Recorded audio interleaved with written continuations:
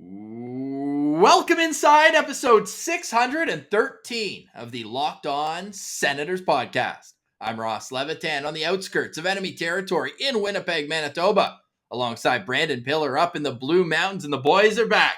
Feels like forever since we've recorded together, but it is here, and we've got a special guest, Pillsy. Yeah, we're back, and we've got a new friend to introduce you guys to, a 2022 Ottawa Senators draft pick, Oscar Pedersen. The guy is an absolute beauty. You guys are going to love being introduced to him, and let's just say he's fired up and ready for this season.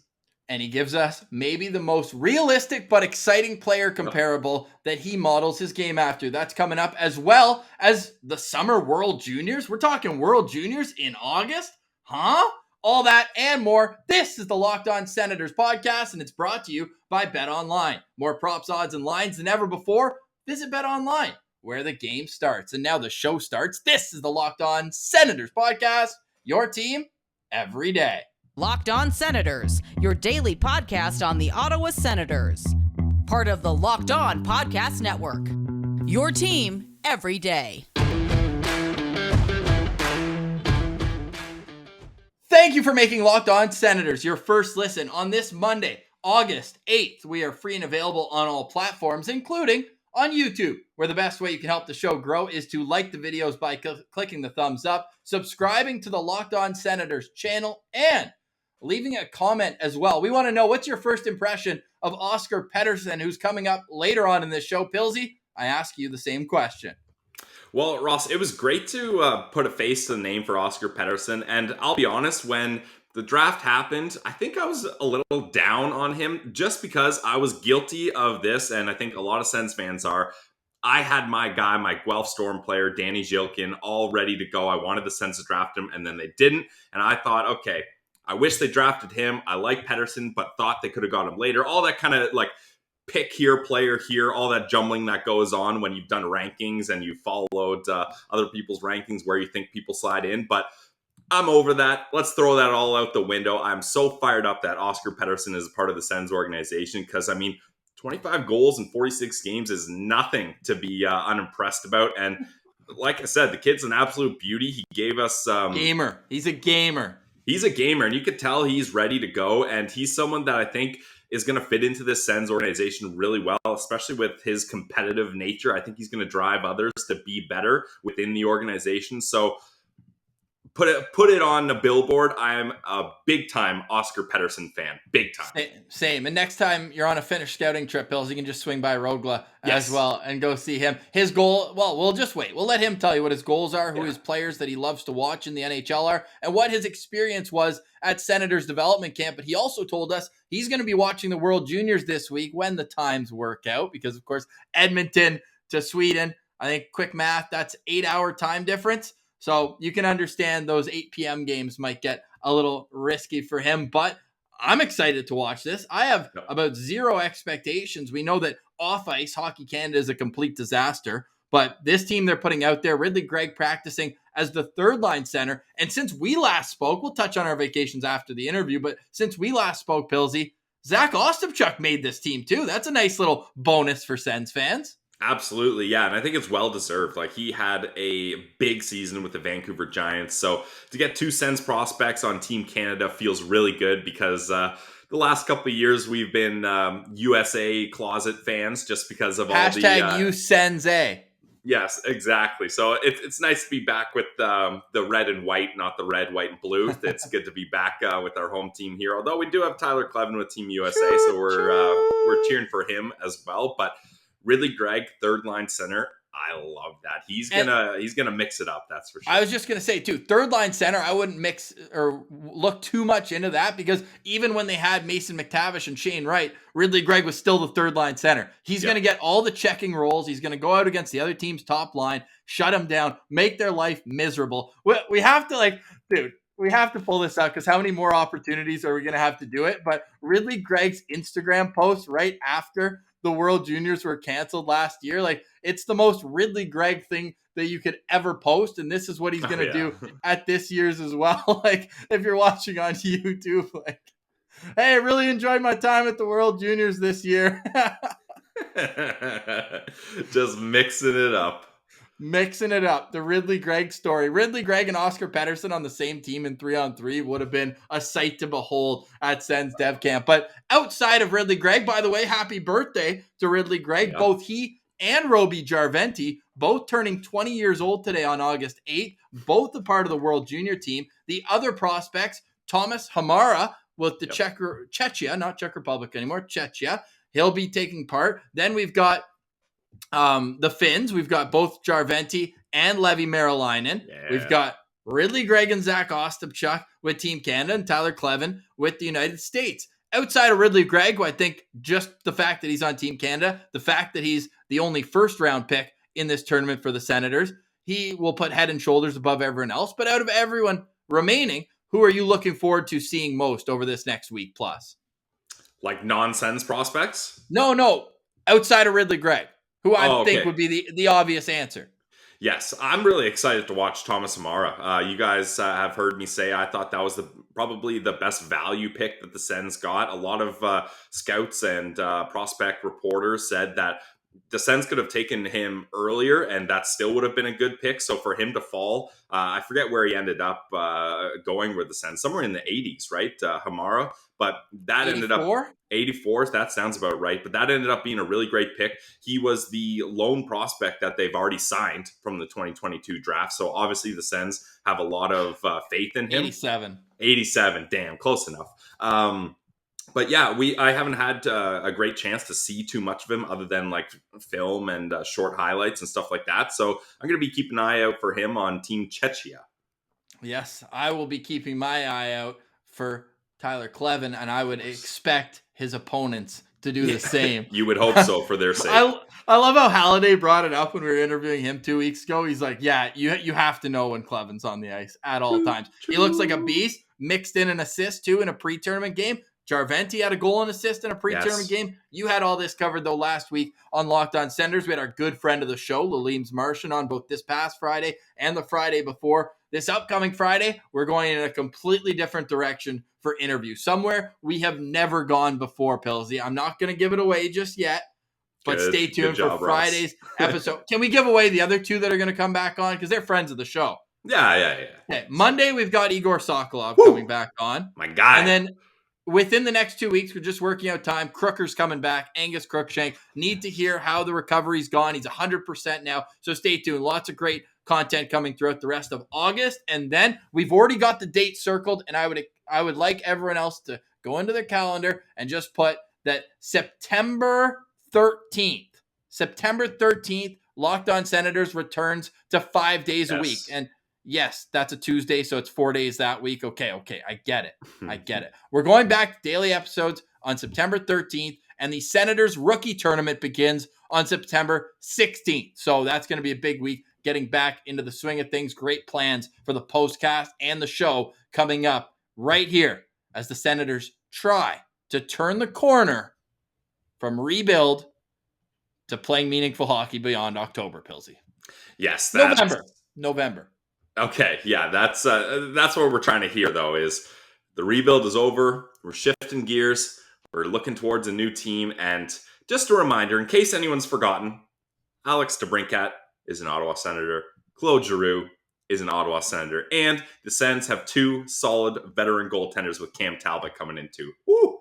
So, those players, they need a big summer. What would they be turning to make sure that their workouts don't go to waste? Well, Ross, there's a couple of answers, and we can hit on two different answers for that. But for now, we're going to turn them towards Athletic Greens and their AG1 product. I'm not an athlete. I dabble in some athletics, but you don't have to be an athlete for this to be effective for you. AG1 has over 75 high-quality vitamins, minerals, whole food source, superfoods, probiotics, and more to start your day off right. And it's easy. Even a guy like me can get it figured out. It's just one scoop into your cup of water every single morning, and that's going to help you have a good start to your day. It's lifestyle friendly. So whether you're keto, paleo, vegan, dairy-free, gluten-free, it's good for everyone. Contains less than 1 gram of sugar, no GMOs, no nasty chemicals or artificial anything. but still manages to taste great. I love the flavor myself. It's going to cost you less than $3 a day, so cheaper than your coffee habit. You're investing in an all-in-one nutritional insurance. It's so important to stay healthy, guys. Reclaim your health and arm your immune system with convenient daily nutrition. It's just one scoop in a cup of water every day. You shake it up, you mix it, have it while you're watching LOSP. It's easy. So to make it easier, Athletic Greens is going to give you a free 1-year supply of immune-supporting vitamin D and 5 free travel packs with your first purchase. All you have to do is visit athleticgreens.com/NHL Network. Again, it's athleticgreens.com/NHL Network to take ownership over your health and pick up the ultimate daily nutritional insurance from Athletic Greens. All right, quick note in this interview, of course, we were going all the way to Sweden. Our questions, a little bit of an echo in the background, but you guys hear enough of us already. So what is important in this is that everything he says is perfectly clear. But just to note, we tried to fix the echo on our end, weren't able to. We'll blame the distance. Pilsy should be in Finland. He's not. Couldn't happen. But without further ado, here's a fantastic introduction with Senators prospect Oscar Pedersen. Last pronunciation, Halmstad? Yeah. Perfect. Look at me. I'm basically Swedish now. Yeah, you are. All right, we now welcome a very special guest, one of the most recent Ottawa Senators additions to the prospect pool, drafted 72nd overall in the 2022 NHL Draft. From Halmstad, Sweden, we're bringing on Oskar Pettersson, who's getting ready for his season with Rögle. How's it going, Oscar? Welcome to the show. Thank you. Thank you so much for having me.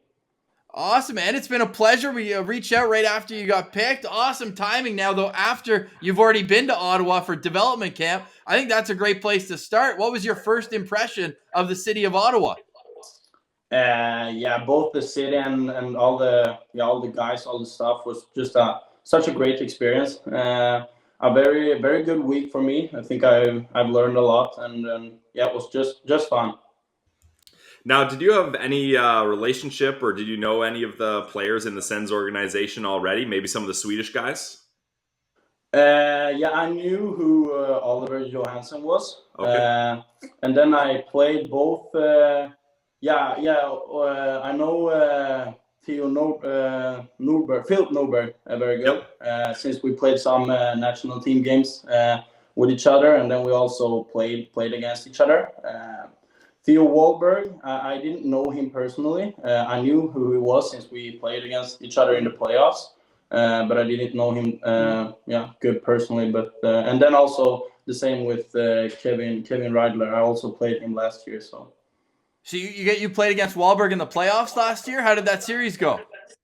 2-0 for us in games. So it went well for us. I asked. You didn't brag. I asked. Hey, we also have to get in. You're a gold medalist. You scored a goal in the gold medal game at the World Under-18s. But the way we do this, we jumped ahead a little bit. We always like to start asking, how did you fall in love with the game of hockey? It was actually my older brother. He's 3 years older than me. So he played, and my father was coach for the team.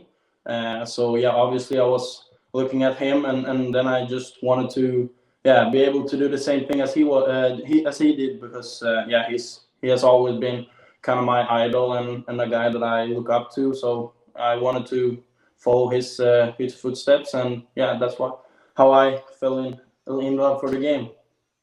So how old were you when you started playing hockey? I think I was pretty old compared to some other guys. I started at 3, so I was pretty young.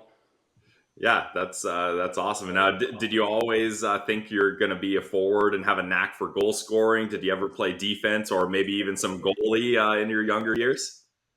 No goalie for me, but I remember I played some defenseman, and I played centerman for a long time. But then my coach back home in Halmstad thought I was focusing so much on the offensive side, so he brought me out on the wing. So that's where I've been staying for since then.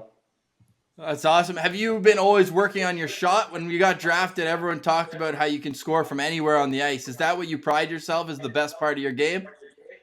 Yeah, definitely. I think my shot is for sure the best part of my game. I think I've always just loved scoring. Like ever since I was a little kid, I've always preferred to shoot rather than pass. Got some shit from that from my old teammates, but yeah, I always just loved to score goals. I've been standing and yeah for so many hours back home just shooting at the backyard and trying to improve my shot and trying to be able to score more goals. So yeah, definitely. Yeah, I'd say, well, that worked out pretty well this past season with Rögle, 25 goals in 46 games. Now, you weren't always on the same, that Pilsy and I always talked about the European development system. And for you, it was a couple games here and there. But is it strange having guys go up and down playing J18, J20, some guys going up and playing SHL a little bit? Because it seems like your elite prospects page for 4 years, it's like this long. Yeah. So that's kind of how it works in Sweden. Like people are just like bouncing up back and forth from different type of teams, and yeah, obviously since I've been kind of one of the better guys in my own age, I've been playing very much like up with other teams. So that's how it works here. Like if the coaches feel like you're ready for a new challenge, they just bring you up to the older guys. So that's the reason why people in Sweden kind of plays in so many different teams. Now, is that difficult bouncing around between different coaches and teammates and line mates and offensive strategies? Like, does it take a while for you to kind of get in the groove with a new team, even if you're confident being like, yeah, I feel good, I got called up to a higher level, but now you got to learn new players, new coaches, all that kind of stuff? Like, how does that work? Yeah, like last year when I went from the higher level down to because at some games I went from the J20 and playing some important games with the under 18 team, and I think that was kind of difficult because then you're moving from a level that plays with much higher speed until to a game where it's not that high speed in. So I think that was like the hardest jump for me to be able to still play the game and play your own game like how you want to play and not start to do any difficult stuff. But I think like playing up is much easier. Like so it was easier when I was younger. So that was kind of difficult for me this year to be able to still perform how I want to do when I was going down to under 18. Now, I know 2019, 2020 was the COVID shortened season, but you only played a total of, I think, 11 games. Did you have a major injury that season? Yeah, that's correct. Like the season before COVID, I was dealing with some knee problems. It started even the season before that. So I think we was like at 18, 19 season. I started to get some problems. And then during that summer, I made surgery for my knee surgery. So that was the reason I didn't play that much games. So I was rehabbing, and I came back in in the start of February, I think. And then we got to play like 10, 15 games. And then when we was playing the playoffs, the COVID came for the first time. So yeah, that was kind of tough mentally to not be able to play for almost like 2 years. So how did it get wound back up? Because I see last season you played, I'm assuming 46 games. That has to be pretty close, if not all of the games throughout the season. Yeah, that's correct. I think I missed like 1 or 2 games because I was sick. So I think last season was very good for me. It was a very important season to bounce back and really get that confidence back. That to be able to perform each night, like coming in and showing up and play my best hockey. And that was why I kind of felt I was so. Yeah, that was one of the most happy part about last season because I think my game was just growing more and more during the whole season. So yeah, it was very important for me to be able to play again. So we like physical hockey on this show. I know you're not afraid to mix it up, but I have to ask, 26 penalty minutes during the regular season in 46 games, 25 penalty minutes in 6 games in the playoffs. What happened? Was that just one scrum that got away from you?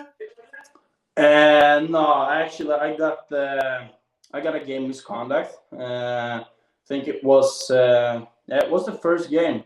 I had a really good game, like felt very good.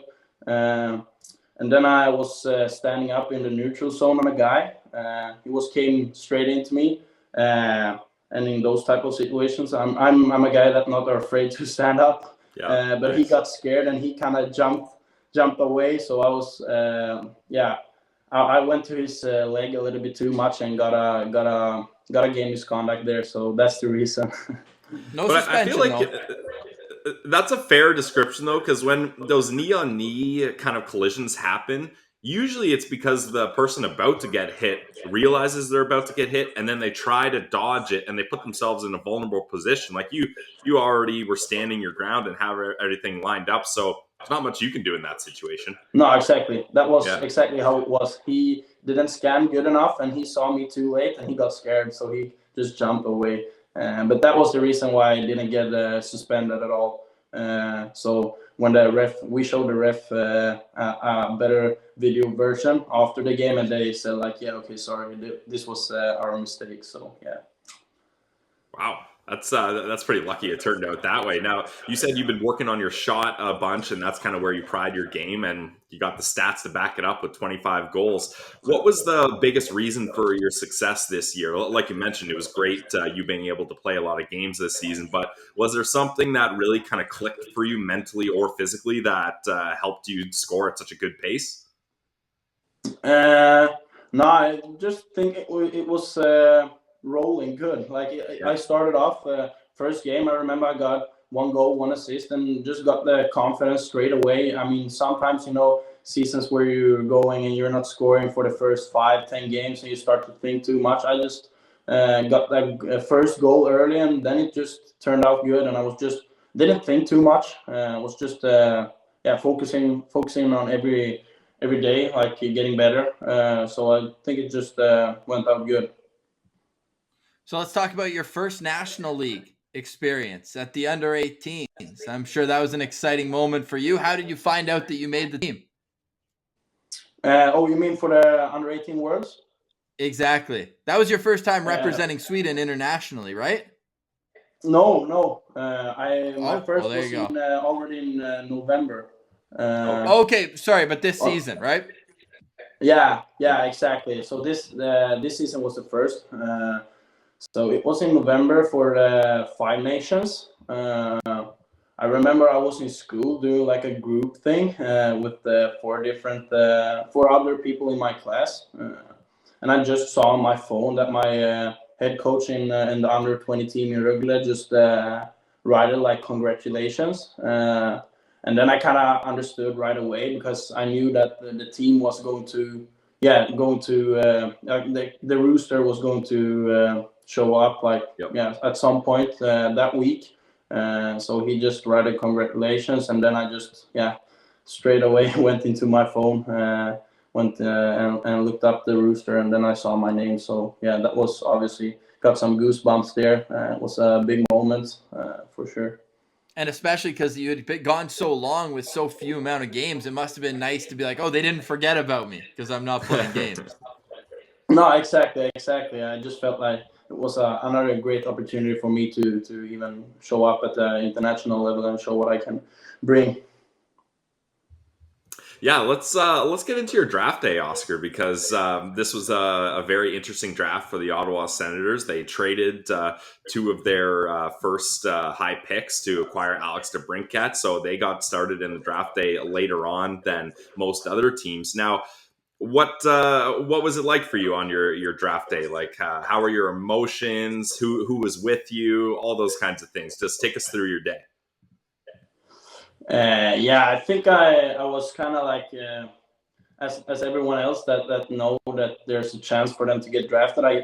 It was a hard time waiting. So I remember I went to the gym and did like a sick workout just because I wanted to get the time going a little bit, not just laying home and wait for it. So then I just came home after that.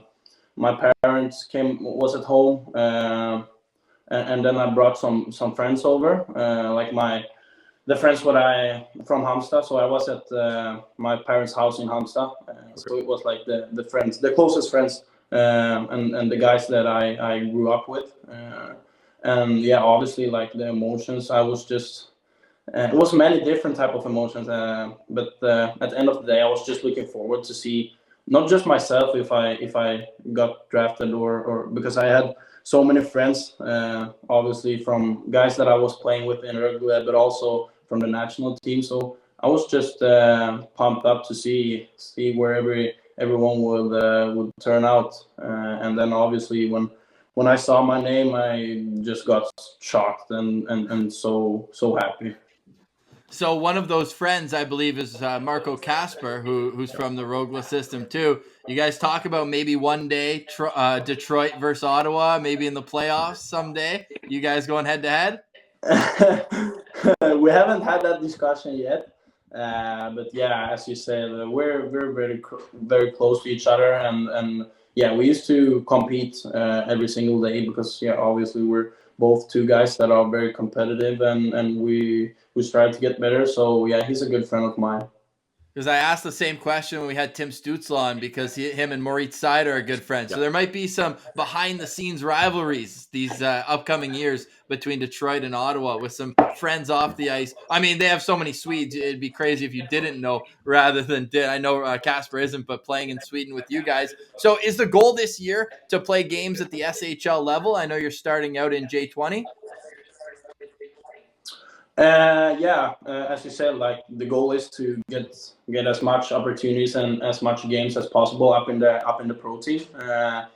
I mean, it's a great league, and obviously, as Rögle right now has a great team. I think since we won the CHL last year, we're one of the best teams in the whole Europe. But yeah, I've been now during the preseason and also in the off season with the pro team. So yeah, I think that's a good start. We have the first game this week, both with the pro team and with the under 20. So yeah, we'll see. I just try to do my best now during the practices. Then I hope, or yeah, that's also what I have told me, like that I will get the opportunities now during the preseason to show up. And yeah, I just gotta focus and come to the rink and do my very best to earn a spot. But I know it's hard, so I have no stress. No, that's awesome, man. You've got the right approach for sure. A couple final questions for you. One, are you going to be watching the World Juniors this week? I'm sure you have a couple friends who are on that Swedish team. Yeah, for sure. We have 5 guys just from Rögle, Wow. and then I know some other guys too. So yeah, I will watch the games that are good. If you look at the Swedish time, I know there are some games playing like in the middle of the night, so they will be hard to watch. But those games that are not too late, I will definitely watch them. Did you get to see Ridley Gregg at all during your time at development camp? We talked to Tyler Boucher and we talked to Carson Latimer, and they said that Ridley Gregg looks like he's ready for the next level. He's going to be in that tournament between him and, well, not Tyler Clevin, but there are a few other guys from your Sens Dev camp that are going to be competing in the World Juniors. What did you notice from Ridley's game? Because I feel like you guys both have that competitiveness to you. Yeah, he was actually on my team during the 3-against-3 tournament. Lucky you. So I really got to see a lot of him that day, because obviously it's hard to watch all the other guys on the other practices. But on that tournament, like I really saw how skilled he is. And I know, like, we got an injury. I think one guy got a hard hit, so he kind of went out. So we was 4 people in our team, and I don't think Ridley didn't even take a shift, so he was just playing all the time and with such a high quality. So yeah, I really saw how good he is, and yeah, as the other guy said, I also think he's ready for the next level for sure. Yeah, it seems that way. Final question for me, Oscar. Thanks for joining us. This has been a great chat and a great introduction for you to Sens fans, and we're happy to have you as a part of the Sens organization. You mentioned to us that you're in, let me see if I can pronounce this right, Ängelholm?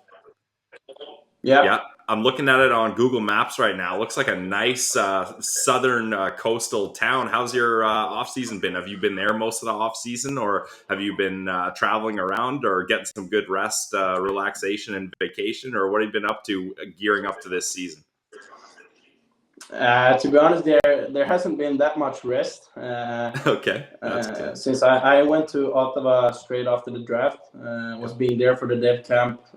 Actually stayed for 2 or 3 days Nice. because I wanted to work a little bit more with Shelly on ice and also the strength coaches like Jeremy and those guys. So I stayed there for some days, flight home.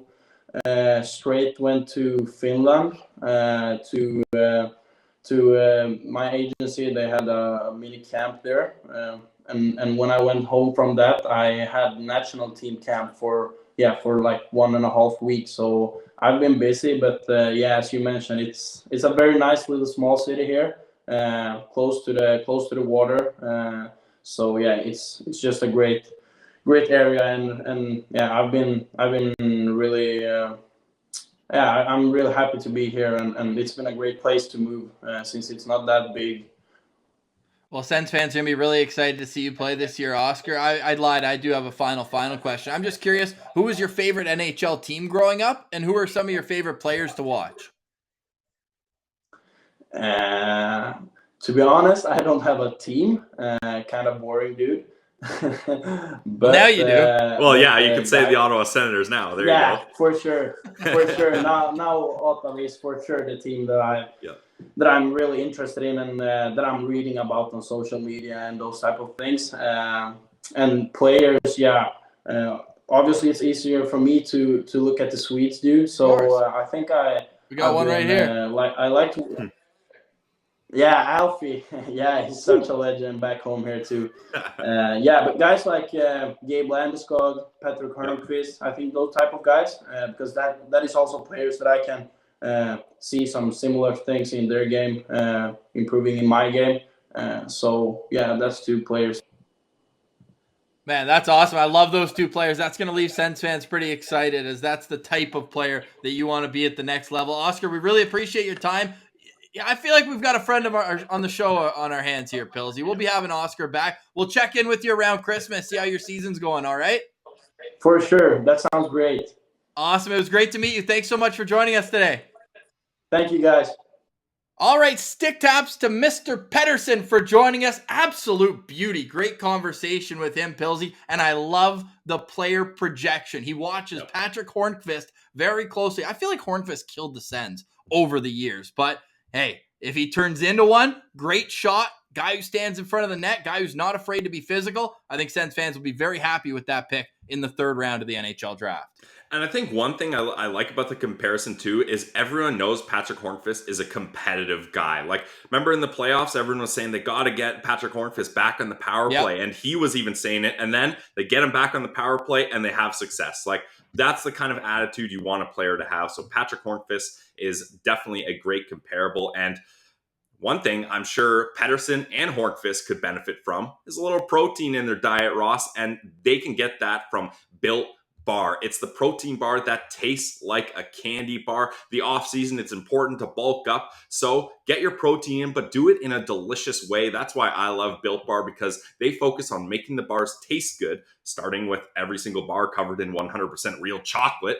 And then they figure out how to make it healthy. My favorite innovation they have is protein-infused marshmallows for the Built Puff bars. And they have so many great flavors. I just had a cookie dough chunk puff the other day. I had a s'mores Built Puff the other day, and it was delicious. Got the protein in me that I needed. And don't just take our word for it, guys. There's so many other amazing flavors. Churro, banana cream pie, peanut butter, coconut, brownie batter. They're all incredible. So get the mix box if you're looking to try out these protein bars. Go to Built.com, use promo code LOCK15, and get 15% off your next order. One more time, guys. Use promo code LOCK15 for 15% off at Built.com. It's Built Bar, the protein bar that tastes like a candy bar. All right, Pillsy, quickly before we go, it's been 2 weeks. I think this is the longest amount of time since we've sat and recorded a show together. And this could be a little too inside baseball, but people listen to Wednesday's show and they're like, you guys just had a Sens Central Citizen on together. That was the magic of the internet. able to record and then put it in. But we are excited. We've got another Sens Central citizen coming up on Wednesday. But I got to hear about this trip, man. I saw you had coffee with Igor. That's awesome in itself. But the East Coast, I know you're a West Coast guy, but are you now in love with Nova Scotia? Yeah, going to Halifax was incredible. Thank you to everyone. I was very surprised at how many recommendations all the East Coasters gave me. And I tried a lot of those, and I used your recommendations and had a great time. I had some amazing seafood. The East Coast, it's a great charm. And when we always talk about the East Coasters being salt of the earth people, well, I felt that because everyone was just so kind, so nice, willing to help out, and the vibes were immaculate. So I'm going to have a trip planned to the East Coast. I think next time, though, Ross, I'll do Halifax and Newfoundland. So all you Newfoundlanders, I'll have to get your recommendations as well. Is that a tease for Friday's interview? Ooh, could be. Oh, could be. Yeah, San Francisco, I don't know how people live there. It's like too expensive. Yeah. It's crazy. 3 days was perfect, but beautiful, beautiful. I don't know why the Golden Gate Bridge is so popular, but I will say that maybe it's because it's always covered in fog. It was literally sunny day everywhere else. So maybe because it's like, Bigfoot, can't see it, so everyone talks about it. I thought the Bay Bridge was just as cool, but that's neither here nor there. But great to see you had a great trip, You too, as buddy. did I. But now we are back. I mean, you We're got back. a quick camping trip away, but we are back right here. And then I said 5 days a week coming in September. Thanks so much for making us your first listen every day. We can't thank you enough. We appreciate when you follow the show on social media as well. Sens Central on Twitter, LockedOn.Senators on Instagram. And of course, what goes the longest is if you subscribe on our YouTube channel, Locked On Senators. You can find all our old interviews there and everything else you need. But for today, we say goodbye. For Brandon Piller, I'm Ross Levitan. This has been the Locked On Senators podcast, your team every day.